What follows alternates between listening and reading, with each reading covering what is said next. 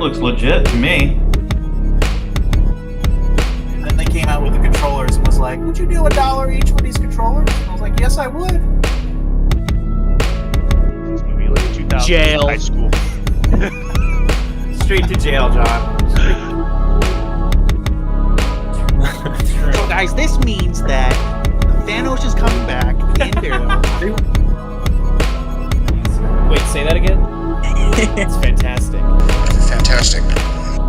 The podcast where we talk about what we truly want. Ladies and gentlemen, we're live. Can you hear me? Yes, I can.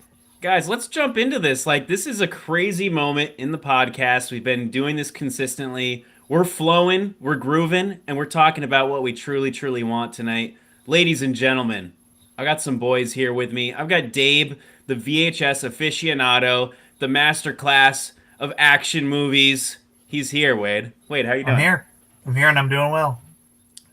And we got the master of all cinema himself, Jacob Stallnaked. He's here to talk about a masterclass himself, Tom Cruise, tonight. I'm well, and I'm doing here.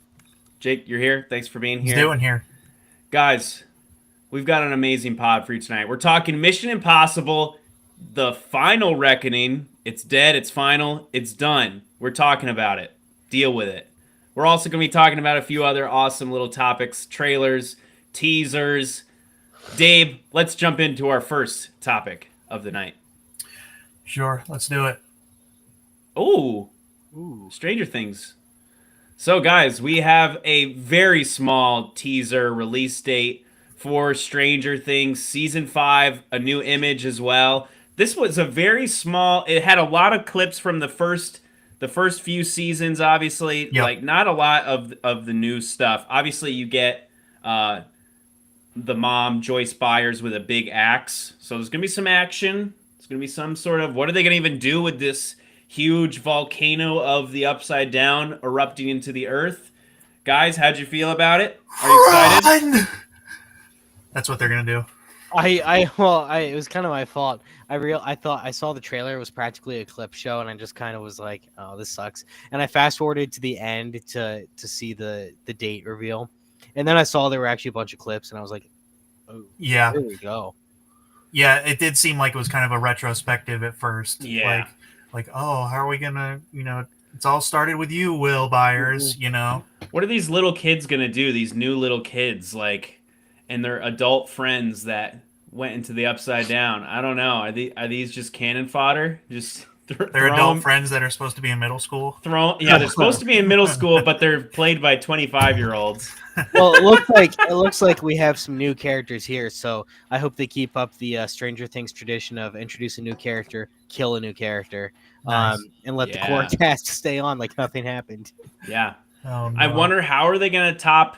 The last season was pretty freaking epic. I really enjoyed it, honestly. We'll see, But yeah. this is how they're going to spread these episodes out. The first 4 episodes will drop on November 26th. That's this year, right? Crazy. That's probably near Thanksgiving, isn't it? Yeah. The next 3 will drop on December 25th. So literally Christmas Day we'll get 3 episodes. A little present for us, Wade and Jake. And then also the final episode will premiere on December 31st. So they're splitting it in 3 things, 7 episodes, and then it's done? Man. I wonder if they'll be like an hour or 2 hours each. How they Apparently do that. it's like 3 It's like basically a appar- movie to define as the season. Didn't they finale. say that the final season is like 4 feature-length movies, apparently? I don't believe it. What? Yeah, it's so funny because it sounds like a joke, but I mean, the season 4 finale was literally 2.5 hours, and longer it than was most. literally a movie to finish it. Stranger Things, I just saw. It's actually not the most popular Disney Plus. It's not Disney Plus. Netflix show now.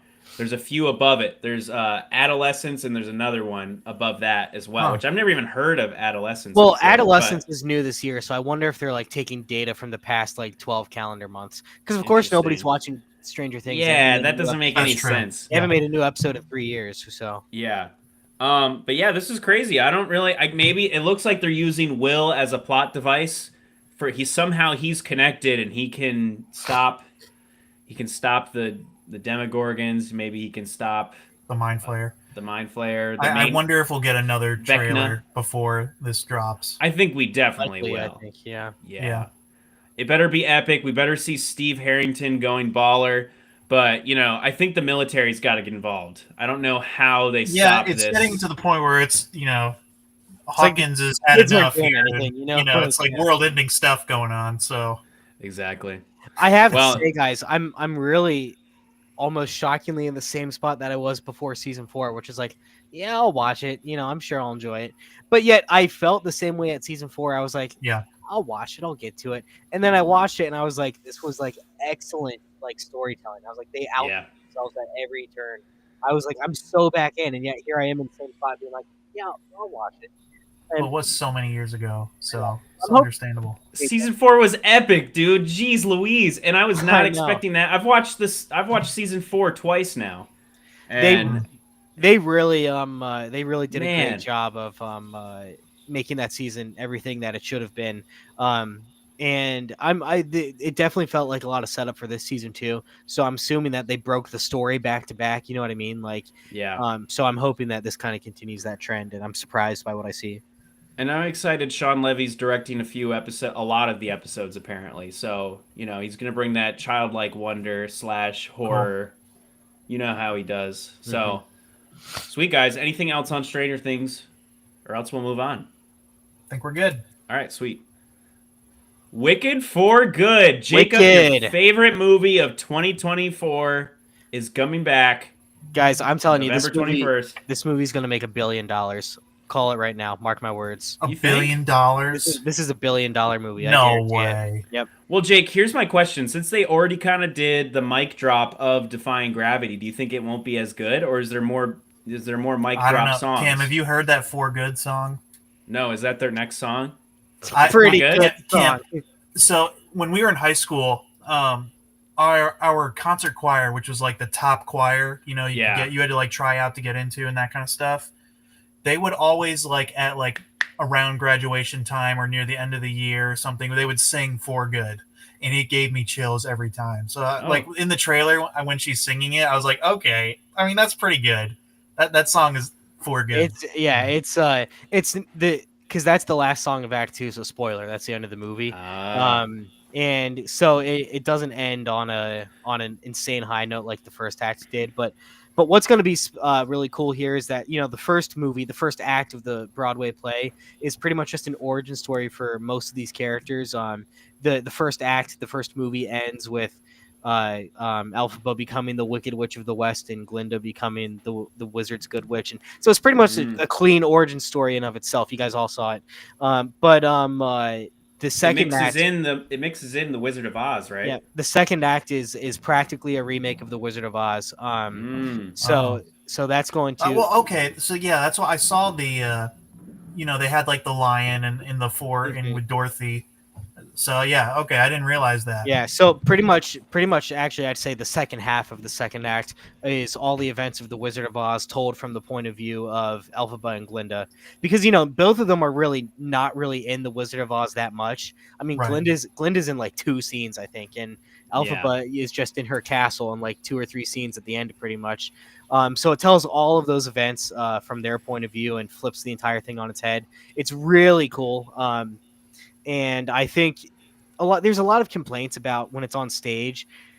So on stage, the show is 2 hours and 40 minutes, and the second act is only an hour. The first act is an hour and 40 minutes. So the second act speed runs these events of like the Wizard of Oz, song, event, and then it's done. Odds are this is going to be another close to 3-hour movie, and they're really going to flesh it out. And I Do you think they're going to show some of that old movie a little bit, like in their own reimagining, obviously? I think so. On stage, what happens is Dorothy is completely off stage, and the only time you ever see her is an offhand stage person throws the bucket of water on the Wicked Witch at the end. Oh wow. Yeah, but we've already seen in the trailer that she's in multiple scenes in the movie, so Yeah, definitely I looks can't like believe they got Judy Garland back. That's crazy. yeah, and the fact that they cloned her is just ridiculous. So the fact that she's going to be in multiple scenes in the movie makes me think they're adding a lot and pretty much going to tackle the whole Wizard of Oz story with this new worldview. So it's really cool. The songs are going to be awesome. I think the the recordings of them in the trailer sounded great. So what they did for this trailer, they had like a re-release of Wicked like yesterday or 2 days ago, I think, and they were like the exclusive premiere of the trailer is going to be at this re-release of the first movie. So they showed the first movie in theaters, and then after the movie, they showed the trailer for this one. And I've seen videos from theaters that were sold out with people like, you know, cheering and crying over the trailer for the new movie. Oh my. And it's gonna be an event. $1 billion though. I think it's gonna make $1 billion. Well, to quote an infamous line from our very own podcast from Elijah Smith, "Wicked sucks." Jake, what's your response to that? No, I'm he's not right. saying that, but No, he's right. Yeah, that's right. Whatever. no, Jake, no. That's so funny. Yeah, no, he's right. No, good point. Yeah, of course. No, you're right. Yeah. No, you love it, Jake. That's okay. It's okay to like it. Oh no, it's I cannot wait. I'm probably I know, gonna see man. it. I'm probably gonna see it twice with friends and with my family when I'm home for Thanksgiving. I'm really looking forward to it. Nice, dude. Cool. Sweet. My daughter loved the first one, but she only caught the last song, obviously. But she was crying. To be fair, that was the best part. My 2-year-old was crying. So yeah. All right. With that done, let's move on to our next topic: Alien Earth. And this trailer was interesting. I mean, this is a TV show. It's gonna be on Hulu and FX. And we got our cast. We got Sydney Chandler as Wendy, Timothy Olyphant as Kirsch, Alex Lothar, the guy from Andor season 1, as CJ, and then a strew of other cast as well. But yeah, so that's kind of the main. Timothy Olyphant, really like him as an actor, honestly. You know, so I'm pretty hyped for this trailer, guys. How'd you feel about this? Aliens. Seems like they're crash landing on Earth, but it's also like in the jungle. There's some classic tropes. You know, maybe a mix of Predator style, maybe almost like the Predator movies. How'd you guys feel about this? I thought it looked really cool. I was impressed. I mean, I knew it was going to be a TV show, so my budget expectations were kind of low, but I thought it looked really well shot, and it's going to be pretty interesting, I think. I like how they're like delving into like, oh, there's 5 different species of this kind of, you know, alien that we're working on this laboratory. So it we're does getting look like different. lore inside, you know, with this good action show. So. And we're getting into the cyborgs a little bit, how a human can transfer their consciousness into a what are they called again in the alien world? Android. An android, or what do they call them? They call them synths sometimes too. Synths, that's right. Yeah. Synthezoids, whatever. So very interesting. I'm pretty hyped for this. You know, it is kind of like the end of Alien Resurrections, where don't they crash land on Earth? Bringing an alien to Earth or something. There was supposed to be a sequel to that, but Sigourney Weaver did not want to do it because it's just, they ruined it. It Resurrection was rough enough, you know. It's like it was beyond repair at that point. It's a pretty bad movie. Yeah, very bad. I liked. Right. This is from the writer of Legion and Fargo. And Fargo is one of my favorite shows of all time. And there's actually a lot of Fargo alum in the show, like people that have been in that show, just actors and stuff. So it's cool kind of seeing him stick with his gang of creatives. I can't wait. Yeah, I mean, you think there's going to be kind of that type of vibe in this where it's like a slow burn, but then when the stuff happens, it's like mind-boggling, like Fargo. You know, I hope there's kind of that aspect. I'd certainly expect the writing on this show to be the strongest part of it. Yeah. I think it's going to be heavy on story and heavy on character. Well, they're already starting off well. You always have to have like a short-haired woman as your lead. Yeah, actress. I know. Yep, you do. That's like a trope at this point. If you don't do it, you're not doing it right. So nice. Yeah, she's got to take care of her daughter or something, or who knows. Her cat. Her cat. Exactly. Good stuff. Sweet. With that down, let's move on to our next topic here of the day. Tom Felton is coming back as Draco Malfoy in Harry Potter the Cursed Child on Broadway. This is crazy. This is one of the first cast members from the original Harry Potters to do this.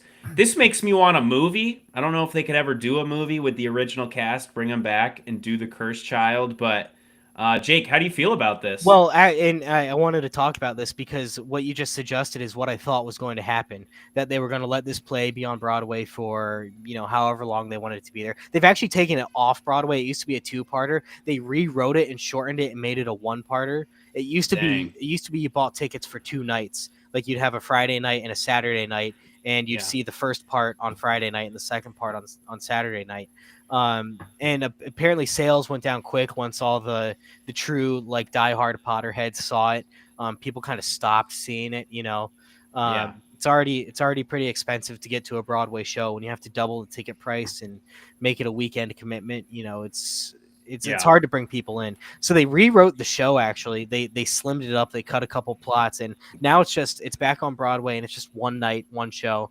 But yeah, Tom Felton as adult Malfoy, because most of this story takes place when the characters from Harry Potter are adults, and it's mainly about their children. And I've read the play. It's pretty good. It wasn't my favorite thing I've ever read, but it didn't it just didn't grab me very much. Part of it too is reading a play. It's kind of boring. You have to really fill in the gaps in your mind. I'd really like to see it, but I'm kind of bummed that I won't get to see the full version. Anyways, I thought that what they were going to do was let this play run until all of the people looked like this. I mean, look at him. He's old now. And then once Harry Potter stuff had kind of died down, they finished Fantastic Beasts the way they wanted to. Give it another 5 years, and bam, Cursed Child movie part 1, Cursed Child movie part 2, all the same actors. Practically make it Harry Potter 9 and 10, and you make $1 billion and you laugh all the way to the bank. Instead, they decided to make a TV show, and that tells me that they're never going to touch the old actors again. So I think Daniel Radcliffe's just done with it. You know? And part of me wonders if behind the scenes and stuff we won't know for years, but maybe they went to Daniel Radcliffe and they were like, hey, 5 years, we can pay you this much money to do this movie. Like we have this on our horizon. And part of me wonders if, and this would be in character for him, he says, absolutely not. I will never do Harry Potter and the Cursed Child. And they were like, reboot. You know what I mean? Just start over. You know, it does seem like a cash grab because the story was done. Yeah, and the Cursed Child story doesn't add a whole lot. I didn't think. It just it's kind just of felt that like Harry's son is like evil now, right? Yeah, it spun its wheels a lot. It has a lot to do with like the Time Turner and things like that. And it's interesting.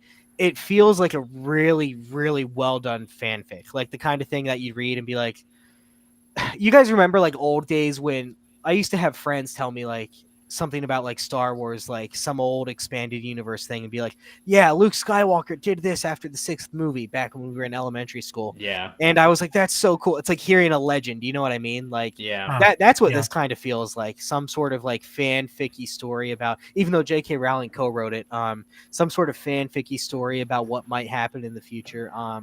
It's cool, but I think it's in its place. I don't think it should be filmed for general audiences. I think it's something that, if you want to go see it, it's fine. But I don't think it deserves to be a movie.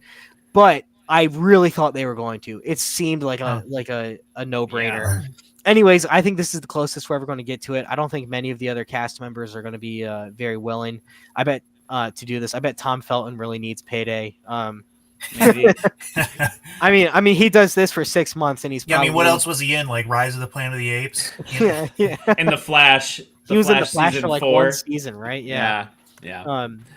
That was so weird, and they just like wrote him out, and he never came back, right? What was he, Thawne's grandson or something? No, he was like he was just some detective.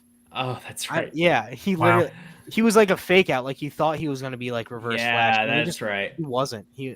Anyways, So is this a musical or is it just talking? It's a straight play. Yeah, there's no music or anything. Interesting. Yeah, and so like you can read it, like they've published it like as a book, like the play. Yeah, I remember when it came out. But yeah, I think this is the closest we'll get to a live action version of this play, or having one of these actors do it. But it's just interesting to see something come half true. I was certain that this was going to be a movie one day, and I think this is all we're ever going to see of it. Yeah. Who knows? Exactly. Maybe when we're senior citizens, the new Harry Potter kids will do a movie of this. There you go. They'll do another season, which we'll get into right now. Dave, the casting for Harry Potter the TV show coming to HBO Max. Very controversial. People think don't touch the movies. You know, it's already been adapted. But we have our new castings of Harry Potter, Ron, and Hermione, as you guys can see from the image here. So yeah, let me find their names. Are they three nobodies from the UK? I'm guessing. Well, so this is the thing, though. I mean, they really did their casting. I mean, I think they auditioned 10,000 children or something. It was a crazy number to find the perfect people to play them. We've got Dominic McLaughlin as Harry Potter. We got Alistair Stout as Ron Weasley and Arabella Stanton as Hermione Granger. So, I mean, they definitely look like those names are so annoyingly British. They are very British. Guys, we need to pray for these kids. They have no idea what they signed up for. I know. Looked at Daniel Radcliffe. That's this guy's future, you know. Oh, jeez, dude. The hate, like all of the, you know, complaints, the online backlash and bullying. I just kind of feel bad for them. Seriously. But their lives are changed forever. They're going to make millions. They're going to make a ton of money anyway. Yeah, so maybe just never look at the internet ever. Just make the show and then just be secluded the rest of your life. Hey, the webinar seminar needs to do that too. Never look at the internet ever. Yeah, true. But I mean, this is cool. I don't know how I feel about the show. Like my wife, Morgan's been saying she refuses to watch it. And not just because like of anything political or anything, just because she thinks the movies are perfect. Like, don't touch them. You know what I mean? Like, they did cut out a lot of, you know, side plots and different things. I guess this show can kind of dive into those side plots. Like, for one I think of is like Hermione freeing the elves, you know, the house elves, like all of them. That's not even in the movies. But you're right that they cut so much, but I mean, it's interesting that Order of the Phoenix is the longest book of the series. It's nearly 900 pages, and it's the shortest movie of the movie series. It's only like an hour and like 30-something minutes, I think. And that's because they cut so many subplots. But for what they cut, taking a thick book and making a short movie, it works so well. As far as you can turn those books into 2-hour-ish movies, they knocked it out of the park, book after book after book. And honestly, the only real ones that suffer from losing plots are Goblet of Fire and Order of the Phoenix, but Half-Blood Prince is already a pretty slower book, and so was able to kind of all fit into a movie. And then Deathly Hallows, they obviously took the time to make it, you know, two parts. So I'm just not sure what they had to cut warrants a complete reboot. It just screams money to me. Part of why I think this is going to be odd is to me, it's all or nothing. So we can recast the characters all we want. And we're going to look at the characters. They're all recast. They're all different actors. That's fine. But think about this. Picture Hogwarts. What does Hogwarts sound like? What does Hogwarts look like? What does the Great Hall look like? What do the Gryffindor dormitories look like? I'm picturing the movies. We all have a mental image of it. Iconic. The movie, and the fact that the movies came out while the books were being published. I think the last book was published after the first 4 movies came out. They're so ingrained with each other in the style of what the movies portrayed Hogwarts as and what the books portrayed Hogwarts as. They're one and the same to me. So do we completely throw that production design out the window and reimagine it? Or, and this is where it gets really interesting and borderline frustrating, do we just use the same sets and just have different actors doing the same thing in the same sets? They still have all the sets. They did not strike any of them, and that's why I thought they'd eventually make a Cursed Child movie one day. Really? And I'm just, it's a lose-lose. Either you have people probably acting their hearts out and doing a pretty good job, but because it's on the same set, the comparisons are just off the charts, or you completely reimagine it and it doesn't feel like Harry Potter and people hate it. Or it's like it feels like Walmart Hogwarts. Yeah, it's like a mansion, you know, it's not even a castle. It's just like a big house. It's just 100% a loss. And the same thing goes with the music. Do you write a new theme? Oh, Oh, man, gosh. dude. Yeah. What a jeez. mess. You And I'm you telling you, can't replace I'm John telling Williams. you, they have not thought about this. They No, they thought about. have. They don't care. They want to make more money. They don't have any, like, this is Warner Brothers, correct? Mhm. They don't have the big IP like they used to, I believe, with the magic stuff, you know what I'm saying? Like they Yeah. have the superheroes obviously still, but the superheroes is not sustaining them. Because DC is not doing good currently, right? I mean, Superman We'll hopefully see. will do Superman might well. make a lot Yeah. of money, but That they're relying a lot on Superman and Harry Potter is what these are their two big IPs, So I mean, but a TV show really like an HBO Max, I don't know, like uh it's almost like if you did a Lord of the Rings show, like people would be mad, dude. You know what I mean? Like I just wish this didn't exist. I wish we didn't have to talk about it. well, speaking of talking about it, let's get into the here's more here's cast. the rest of the cast. We've got Dumbledore, John Lithgow, which he's a great actor. Sheesh, and I wish some of this casting wasn't really good. Minerva McGonagall is going to be Janet McTeer. We got Severus Snape, Papa Isidore. We got Hagrid as Nick Frost, which I actually like that. We got Argus Filch as Paul Whitehouse and Quirinius Quirrell as Luke Thalon. Hagrid's gonna be off the freaking chain. It's gonna be super. What Glasgow from Glasgow? Yeah. I don't know. I have no clue. But this kind of, we talked a little bit about this before the pod.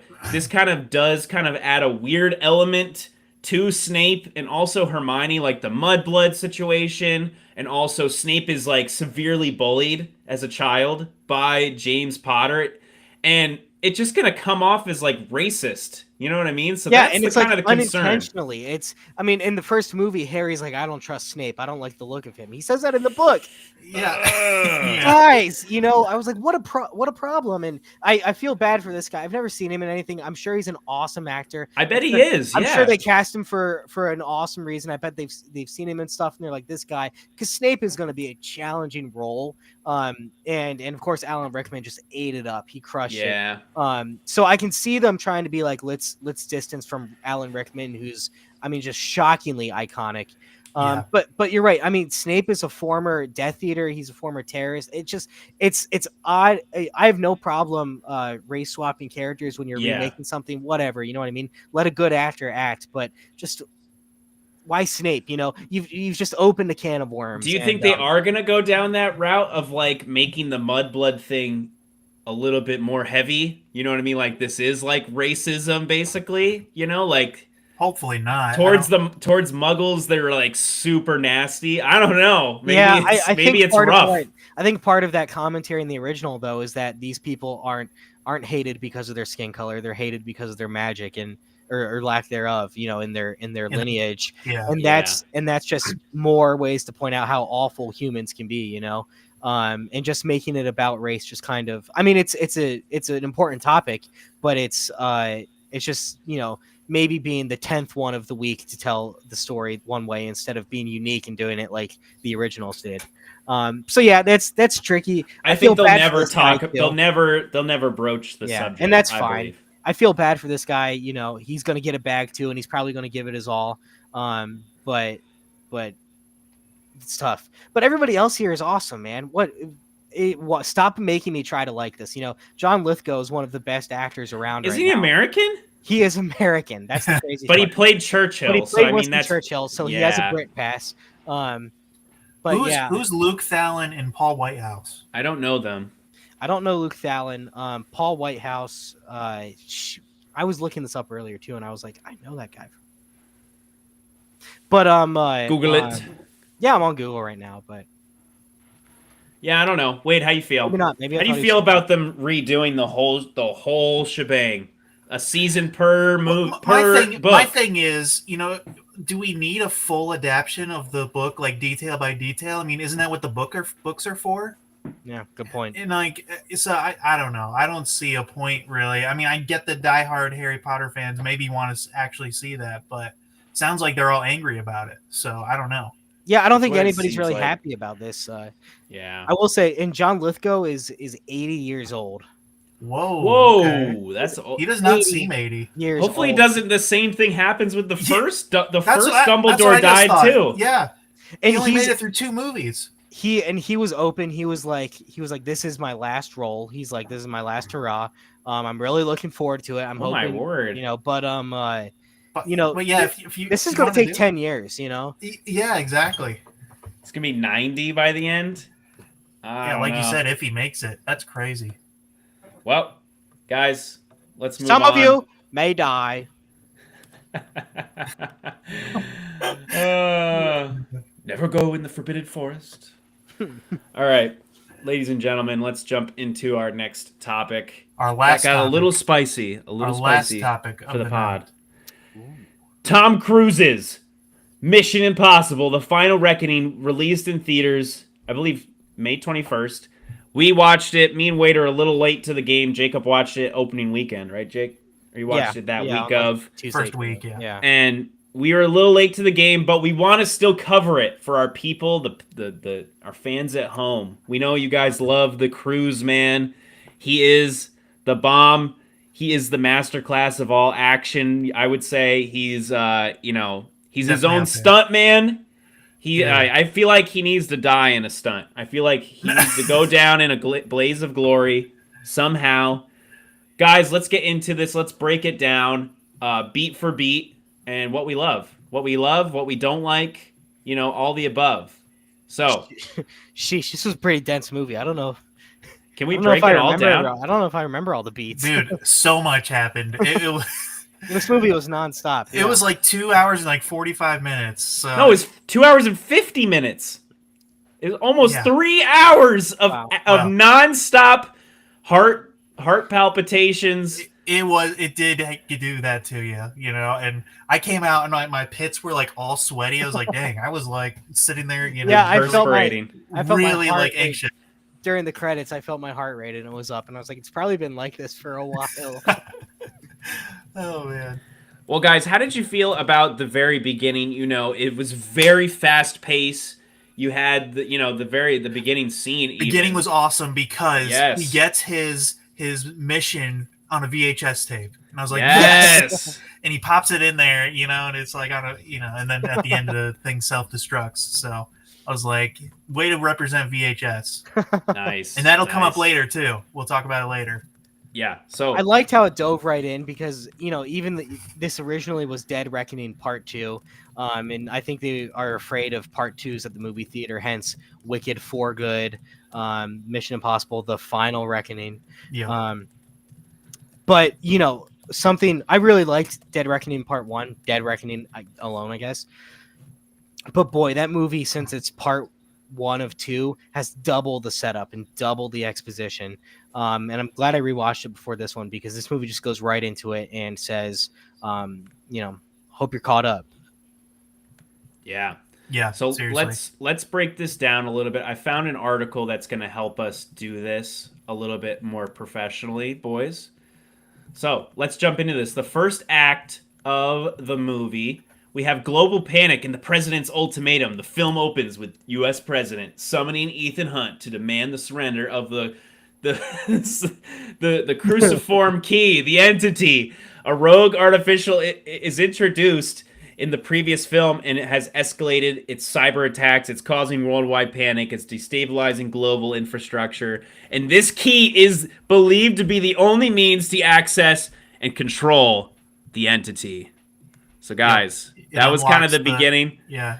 It's the That only key thing is that can super unlock. important. He's always almost dropping it, almost losing it. And I think in that last movie, right? It's just like, oh my word, it's getting It's just stolen. moving around so much. Yeah. It's like, oh my gosh.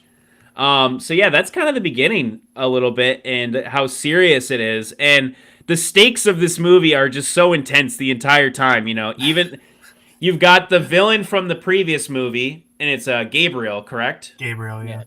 And he is kind of working for the entity, kind of wanting, like, basically. I think he thinks he Yeah. can control it. Yeah, now the entity dumps him at the beginning of the movie, so now he's out Yeah. for himself to control the entity. So, I that was my actually favorite part about this movie was I loved the beginning of Dead Reckoning when you think the entity is, alone the villain. And it tricks Benji into, saying his voice so it can learn his voice, which it then uses later to trick everybody. But then the movie kind of shifts to Gabriel as really the villain, and he's the mouthpiece for the entity, and he pretty much is the villain of Dead Reckoning. But once him and the Gabriel and the entity split at the beginning of this movie, the entity gets to be its own villain, which I thought was really cool. It even gets to have a conversation with Ethan at one point, which was at the start of the movie, which is over the top and just all he the right puts the ways. mask on and it talks to him and it tells him like, this is what's going to happen because I've ran all the information. Yeah. And it shows like him dying in the ice, and I was like, dang, that's kind of interesting. So yeah, we get that. Then he tells him that he's gonna lose someone close to him. Which gets into our next part. The shifting alliances in the Padkova revelation. Ian and his IMF team. We got Benji, we got Luther, we got Grace, and they embark on this mission to locate the Padkova, a clandestine data vault. It's rumored to be the house of the entity's source code, complicating matters. And so we see Gabriel, this former ally of the entity, seeks control of the AI. In the process, though, Luther is creating that chip to plug into, to harness the entity into the Padkova and then to kill it, or to kind of harvest it so it can't be... Yeah. It thinks it's active, but it's not anymore, basically, right? To make it useless. But Gabriel takes that thing from Luther, kills Luther with the bomb. Tom gets to have his final moment, or Ethan Hunt gets to have his final moment with Luther, which that was very sad because it felt like Luther and Tom Cruise. It's been throughout the movies, right? When was every Luther single introduced? movie? Every single movie, right? Yep. Or when did Luther get introduced? In the first one? I think he's in the first one. He is in the first one, yeah. And it was very heartfelt. This movie really got me with the heartfelt moments, actually. The last one did not. This one, I was like, dang, I am feeling like the heartstrings being pulled, I'm a big sucker for big epic endings. Endgame, Return of the King. And honestly, this one's up there. Like they did super well with the emotional beats as well as like the epicness of the scale. And tying it back to movies that were previously somewhat unrelated. Yes, exactly. And random things like, oh, he steals this thing, he doesn't know what it is, this fluid or whatever, and it ends up being the source of the entity. It's like crazy things like that, like great writing. One thing Luther says to him really stood out to me before he dies by the explosion. He's like, what are we going to do? Go fishing? You know what I mean? This is what we were born to do. It's just like, dang. Like, and I was thinking at the end Tom Cruise was going to be fishing, which we'll get to. I thought like he was going to be done, but he's born to do this. So they just end it very ambiguously. So we'll get to that. But any final thoughts on Luther's end? Made me sad, man. Yeah, I'm so glad he also gave like the message. We'll obviously. Oh yeah, the message. That was a great wrap in at the IMF, basically, almost right. Yeah. This next part, we have this high stakes pursuit, basically, which is a classic, Mission Impossible thing. They traverse multiple continents: England, Malta, South Africa, Norway.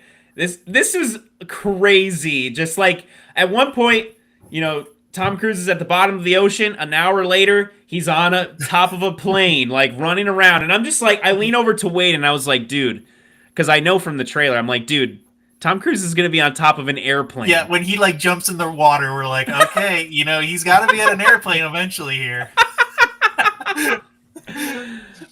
So basically, he is arrested, right? After the explosion, he's taken into the president, right? She secretly gives him the mission to go and do this impossible task. Get rid of the entity so the entity can't blow up basically the world, right? Basically wants to set off the nukes of every just a classic action movie. All the nukes of every country. It's slowly getting control of them. But what I like is that there was a lot of weight behind it too, where it was smart to focus on the president as a character. And she was returning from Fallout. She'd previously been a CIA director. It was smart to focus on her as a character because it would have been an empty promise of like, yeah, we're going to set off all the nukes. Here we go. If if we just don't see the consequences. But through her eyes, we get to see, yes, these people are going to die. This is going to happen, and that helps the entity's plan feel a little bit of weight through that character. So that was for sure. That was a really smart subplot to add in, because it shows the real importance of Ethan, what he's doing, and the insane timetable that he's on. I mean, they're counting down their watch like hours, and he's like jumping into the Arctic. I mean, just ridiculous timetables. Yep.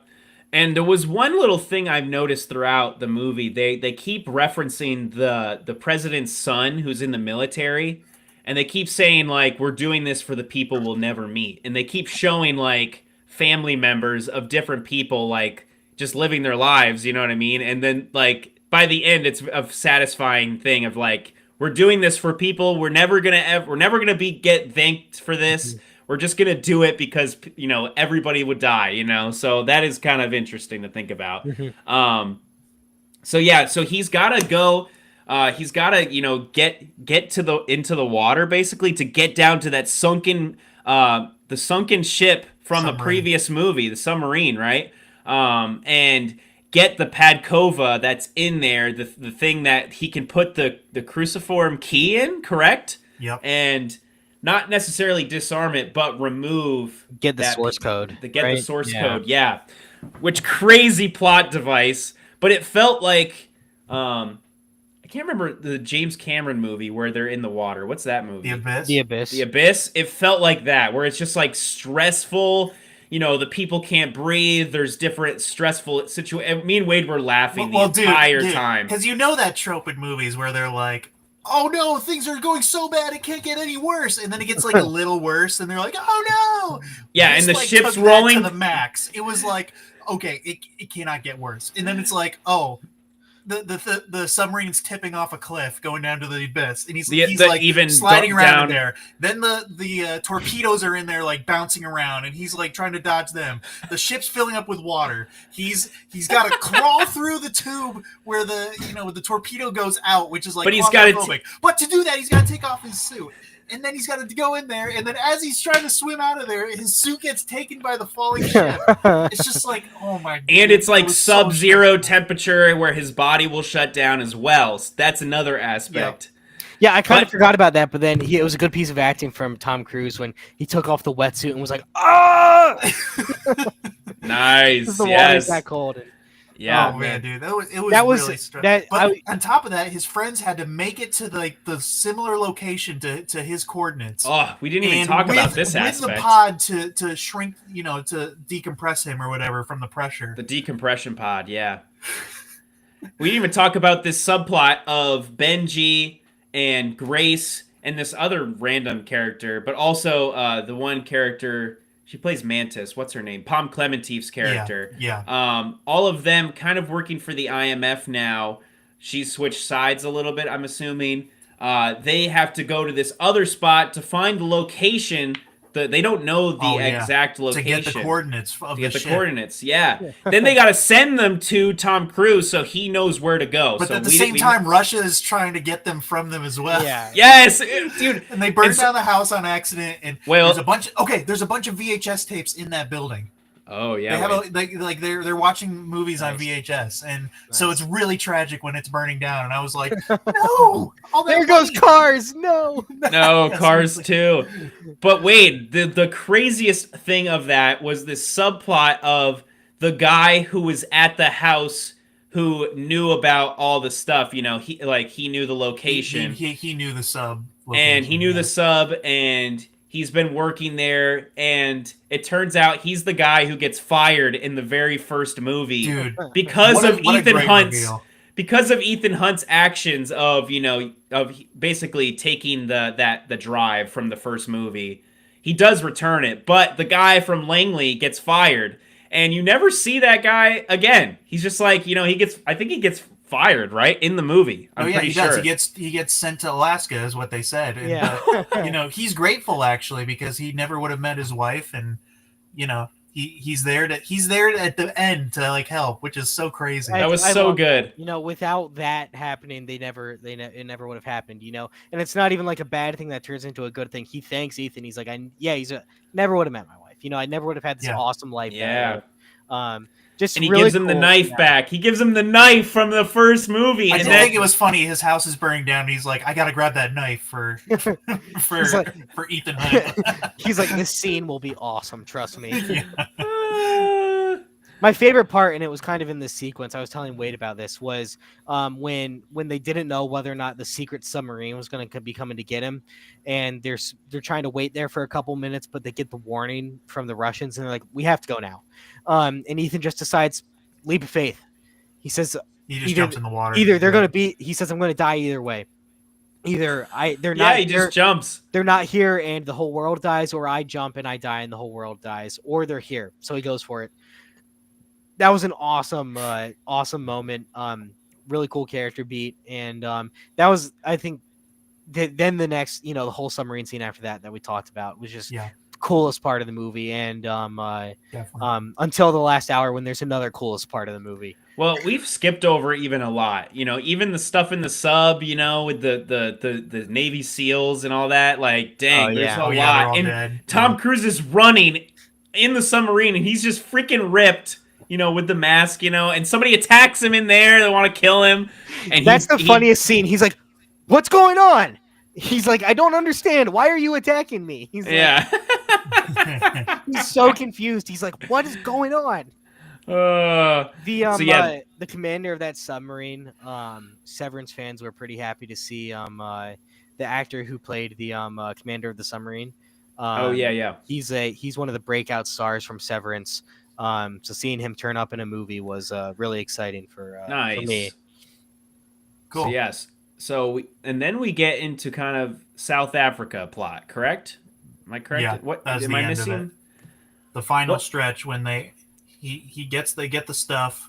Yep. Ethan gets the thing from the sub. But they got to get to Gabriel, who has the flash drive. In South Africa they have like this world info center or whatever that's got all that of can't the data. it won't be destroyed in a nuclear fallout. That's right. So he goes there basically, right? Because he kind of thinks he can control the entity. He thinks he's going to ride it out from there. Yeah, he thinks he's going to rule the world from that vault with the entity while using the entity. And so there's the conflict of interest with the government. They go there kind of stopping Tom Cruise from his plan. You know what I mean? Of kind of letting Gabriel have the drive basically. But things go awry with this. Was another crazy subplot. This movie's just wild, like tying up loose ends from previous movies. The villain from the first movie, I think is it John Voight, right? Yeah. His son, not in real life obviously, but just his son in the universe, works for the government now. He thinks Tom Cruise is this rogue guy who set up his dad, basically. Yep. So I thought that was kind of a cool little subplot as well. Well, and that's a cool subplot too, because the character Jim Phelps, that John Voight played in the first movie, is the main character from the original TV show Mission Impossible in the 80s. That's right. Oh, wow. Yeah. And it wasn't John Voight on the TV show; it was a recast. But Jim Phelps is like the main character of the original show, and so that's a cool. People were mad about that. Apparently, they were. People were so mad. Well, even the actor who played Jim Phelps in the original Mission Impossible show for 10 years hated the movie. One, because they didn't call him to do it, and then he was like, I'm glad they didn't call me because my character would never tarnish do that. his reputation from the show. Dang. Yeah. So that's a bit of a controversial thing. 90s controversy. Yeah, but I liked that the movie got to end on a note with Ethan Hunt and Jim Phelps Jr. shaking hands. Felt like a full wrap up of everything Mission Impossible, not even just the Tom Cruise series, but the old TV show too. So cool. Dang. Which I've never seen. I'm sure it sucks, but I mean, it's probably. the 80s. We get that shootout in South Africa below, right? And people get shot. What's his name? Which I felt Benji, Simon Pegg's character was not in this as much as I would have liked, but it's okay. I understand they have a lot to cover. I thought he was a goner for sure, though. Well, with Yeah, his gunshot end of the last movie, he collapsing shows the lung. bullet hand. Yeah. Yeah, and I thought they added random characters in there. It's like they don't need to be in this, the random guy who like why is he in this? Like I feel like Benji just should have been in it more and he had more lines instead of just, Part of random. me wonders if if they want to make another Mission Impossible movie, probably with a different leading star.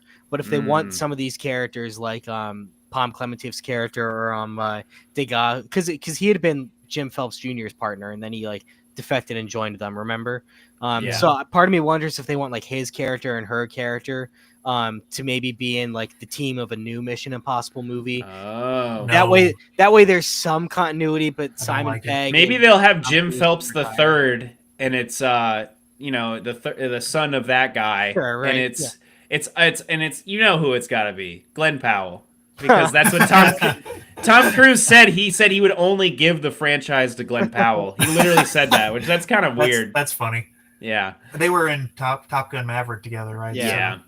But that's what I'm thinking is they were in the movie. I mean, obviously they had little arcs in the movie. They had little story beats. But part of me wondered if they put him in there as a bit of a future proofing, maybe 10 years down the road when they want to make a Mission Impossible without Tom Cruise, they can pull a couple characters and say, here's some continuity. Yeah. I hope they don't. Yeah, so, they got that bomb that's going to go off in that place in South Africa, the place that cannot be destroyed. But Tom Cruise has got to go after Gabriel and put the drive in the thing, the Podkova or whatever. So he follows him on the plane. He jumps on the red plane. The yellow plane has got Gabriel on it. He takes the red plane, jumps off the red plane onto the yellow plane. I watched how they did it. Dude, he's insane. He had he had a rope, like a wire attached to his back, but he actually jumped from it was like a helicopter above it that had just the red painted on the bottom. But he actually jumped down and grabbed the yellow plane from the top. He's insane, dude. Man. I love it. I couldn't believe it. I was like, no way he actually jumped down no, he went up. He grabbed the plane and pulled up. Wait, I watched the video you're talking about, and they were saying too. They were like, "Did you have a parachute during that stunt?" And he's like, "No, it was too dangerous. Too dangerous to have a parachute." Because he's like, if it deploys, the plane will crash. It'll. Well, that's true. If it deployed while he was on top of it, he could have gotten snagged or something. Yeah. So he had no parachute either, which is just oh my gosh, so good. But dude, it made for an awesome scene. I mean, Cam and I both went yeah when he punched Gabriel. He punched Gabriel. We were like, it was such a good punch. It was satisfying, and it was a long scene. He's just rocking around at certain points. They're just trying to figure out how to controlling get the him. Wing from the actual wing. Yeah, it was so good. Yeah, Sorry, Jim. I was just gonna say in the trailer. The trailer for this movie was kind of low key. It wasn't really actiony. It was very solemn with kind of orchestral music, and they were showing clips from this final action scene with the two planes.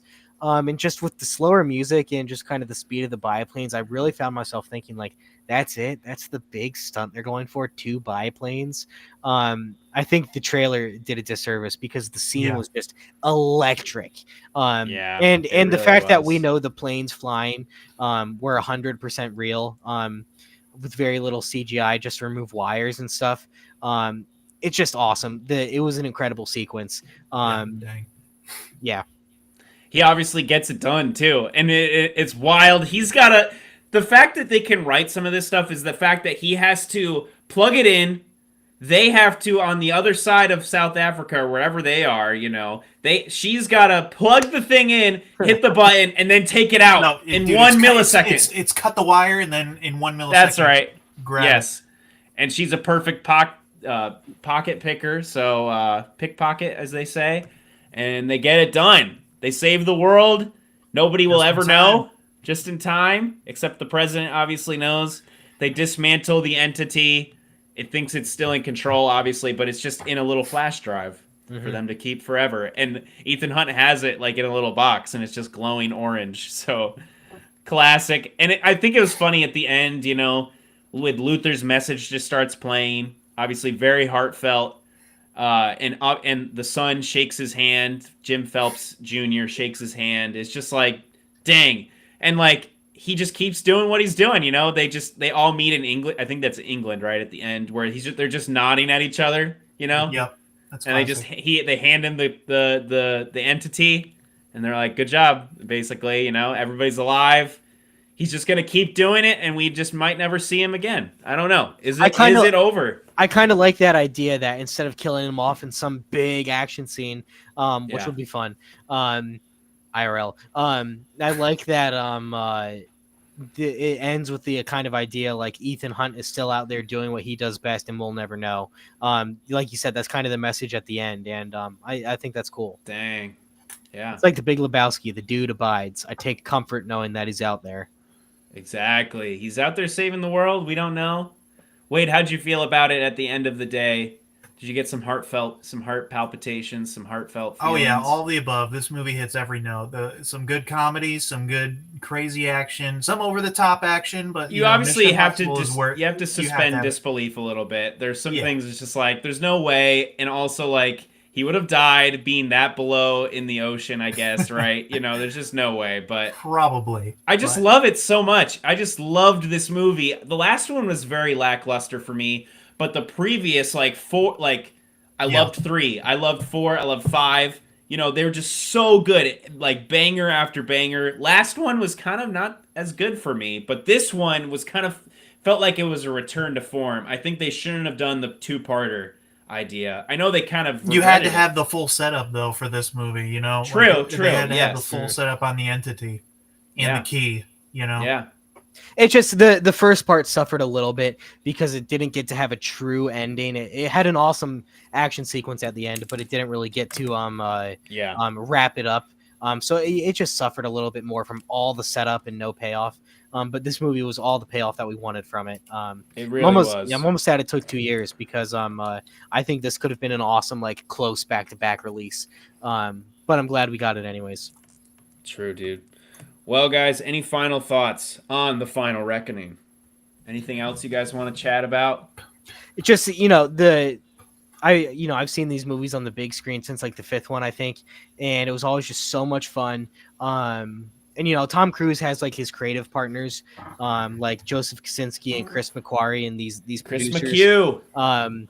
And they've worked on stuff together, they were involved in the new Top Gun 2, which was I kind of had this feeling. I was like, this is what going to the movies is about. I am seeing something big. I'm seeing something special. Yeah. I felt that way the last couple of Mission Impossibles. I felt that way during Top Gun, the new one. I like the movies that him and his team puts together because they're really cool. Cruise, bona fide weirdo. I'm sure he's a scary human being in real life with all his weird beliefs, but boy, can he make an awesome movie.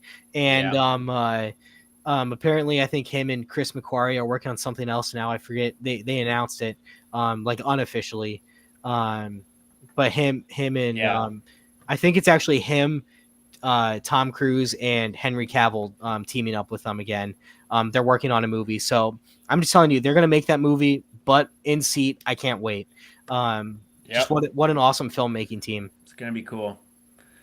Awesome, guys. Wade, any final thoughts on Final Reckoning? Yeah, I had something. I forget what I was gonna say though. I lost it. It's all good. Well, guys, we're good. Anything else? We can wrap this up here. We did it in an hour. Are you proud of me, guys? We did it. Good job, everyone. Awesome movie. Freaking love it. Jake? Yeah, so honorable mentions for favorite movie from 2005. Let's get started. Let's start right now, 2004.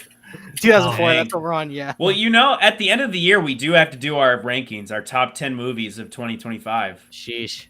That's going to be hard. I don't know if I'll even see 10 movies. Wait. It might be hard for... Wade's just here are the 7 movies I watched this year. But also, Wade, you got to rank them and which ones you like. You might not even like some of the ones you see, So far, there's been none that I've not liked. You got to include streaming in that too, Huh? You got to include streaming in that too, obviously. Yeah. But Jake, you were saying?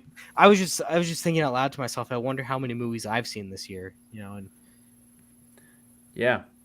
Anyways, Letterboxd kind of does it for you, for me and Wade. It does help. Mm-hmm. I need to keep track of when you watch something. At least track it.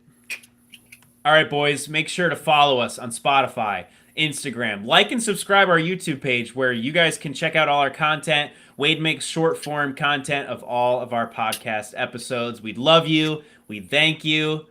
And stick around. We're going to be doing 2004 next, Wade? 2004? Is that the next year? We could definitely do that next. We got a few movies on the horizon. Fantastic Four, baby. Superman is right around the corner.